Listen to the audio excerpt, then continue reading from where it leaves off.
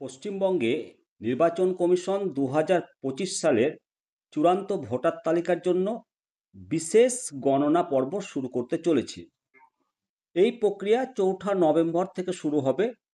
বর্তমানে অফলাইনে এই কাজ শুরু করার প্রস্তুতি নেওয়া হলেও শীঘ্রই অনলাইনের প্রক্রিয়াও চালু হবে। ২০২৫ সালের ভোটার তালিকায় যাদের নাম নথিভুক্ত আছে তাদের প্রত্যেককেই এই নতুন ফর্মটি পূরণ করতে হবে এবং এটা বাধ্যতামূলক পূরণ করতে হবে। আজকের এই প্রতিবেদনে এই ফর্মটি নির্ভুলভাবে পূরণ করার জন্য প্রতিটি ধাপ বিস্তারিতভাবে আলোচনা করব। ফর্মে কোন তথ্য আগে থেকে প্রিন্ট করা থাকবে এটা জেনে নিন। আপনাকে যে ফর্মটি ভরতে হবে, পূরণ করতে হবে, তাতে আপনার ভোটার কার্ডের ডেটাবেস থেকে নেওয়া বেশ কিছু তথ্য আগে থেকে প্রিন্ট করা থাকবে। আপনাকে শুধু মিলিয়ে দেখতে হবে সব ঠিক আছে কি না। যে তথ্যগুলো প্রিন্ট করা থাকবে আপনার নাম, ভোটার কার্ডের নাম্বার এবং ঠিকানা, আপনার বিধানসভা লোকসভা কেন্দ্রের নাম এবং নম্বর, পার্ট নাম্বার, সিরিয়াল নাম্বার এবং রাজ্যের নাম এবং একটি বিশেষ কিউআর কোড থাকবে ফর্মটাতে। আপনার বর্তমান ছবি, একটা সাদা কালো বা রঙিন ফটো থাকবে। আপনাকে কি তথ্য পূরণ করতে হবে? ২০২৫ সালের তথ্য আপনাকে পূরণ করতে হবে। ফর্মের প্রথম অংশে আপনাকে কিছু সাম্প্রতিক তথ্য আপডেট করতে হবে। এই অংশটি খুব সাবধানে পূরণ করবেন। একটা নির্দিষ্ট স্থানে আপনাকে অবশ্যই সাম্প্রতিক তোলা পাসপোর্ট সাইজের রঙিন ছবি লাগাতে হবে। জন্ম তারিখ, এটি পূরণ করা বাধ্যতামূলক। দিন, মাস এবং বছরের যে নির্দিষ্ট ফরম্যাটে প্রথমে আপনার তারিখ, তারপরে মাস, তারপরে বছর এটি লিখতে হবে। মোবাইল নম্বর, এটিও বাধ্যতামূলক। নির্বাচন কমিশন নির্বাচন সংক্রান্ত ভবিষ্যতে সমস্ত তথ্য এবং ওটিপি আপনার এই নম্বরে আসবে। আধার নাম্বার, এটা অপশনাল, আপনি চাইলে দিতেও পারেন অথবা ঘরটা আপনি ফাঁকা রাখতেও পারেন। আপনাকে পিতার নাম, বাবার নাম বা অভিভাবকের নাম লিখতে হবে।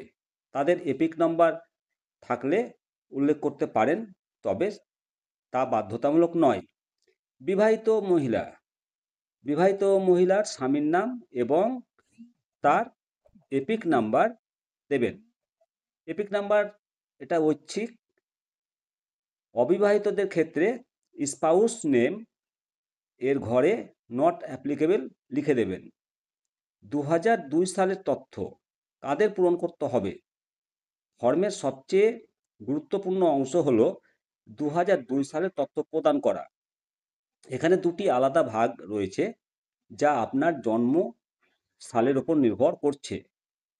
যাদের নাম ২০০২ সালের ভোটার লিস্টে ছিল, আপনার জন্ম যদি ১৯৮৪ সাল বা তার আগে হয়ে থাকে, তবে আপনার নাম ২০০২ সালের ভোটার লিস্টে থাকার সম্ভাবনাটাই প্রবল। সেক্ষেত্রে আপনাকে ফর্মের বাঁ দিকের অংশটি পূরণ করতে হবে। এখানে আপনাকে নিজের ২০০২ সালের তথ্য, যেমন তৎকালীন নাম, এপিক নাম্বার যদি থাকে, রিলেটিভের নাম, সাধারণত বাবার, এবং ২০০২ সালের ঠিকানা অনুযায়ী বিধানসভার পার্ট নাম্বার, সিরিয়াল নাম্বার উল্লেখ করতে হবে।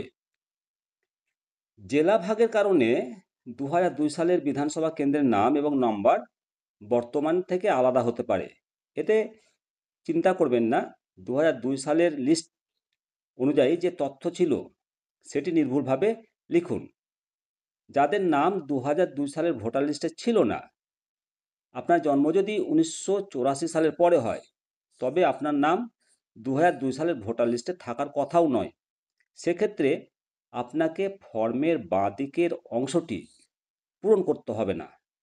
পরিবর্তে আপনাকে ডান দিকের অংশটি পূরণ করতে হবে। এই অংশে আপনাকে আপনার পরিবারের এমন একজন নিকট আত্মীয়ের, রিলেটিভ, তার বিবরণ দিতে হবে যার নাম ২০০২ সালের ভোটার লিস্টে ছিল। আপনি আপনার পিতা, মাতা, কাকা, কাকিমা বা অন্য কোনো নিকট আত্মীয়রও তথ্য দিতে পারেন। আপনাকে সেই আত্মীয়ের নাম, তার 2002 সালের এপিক নাম্বার যদি থাকে, আপনার সঙ্গে তার সম্পর্ক কী, এবং 2002 সালের ভোটার লিস্টের ঠিকানা, বিধানসভা, পার্টি নাম্বার, সিরিয়াল নাম্বার উল্লেখ করুন। ফর্মটি পূরণ করার পর নির্দিষ্ট স্থানে সিগনেচার অবশ্যই করবেন, সিগনেচার করতে ভুলবেন না। যদি আপনার পরিবারের কোনো সদস্য বাইরে থাকেন, তবে আপনি তাদের ফর্মটি পূরণ করে নিজে স্বাক্ষর করতে পারেন, এবং রিলেশনশিপের কলামে আপনাকে সম্পর্ক উল্লেখ করতে হবে। রিলেশনশিপ ফাদার বা মাদার উল্লেখ করে দিতে পারেন। এই ফর্মের উপর ভিত্তি করেই 2025 সালের চূড়ান্ত ভোটার তালিকা তৈরি হবে, এবং সমস্ত ফর্মটি সতর্কতার সহিত পূরণ করুন, কাটাকুটি করবেন না। ভালো থাকবেন। অবশ্যই পরবর্তী কোনো জানতে চাইলে আপনারা কমেন্ট করবেন, এবং পরবর্তী ভিডিওতে আপনাদেরকে সেই প্রশ্নের উত্তর আমি দেব। ভালো থাকবেন। জয় হিন্দ, জয় ভারত।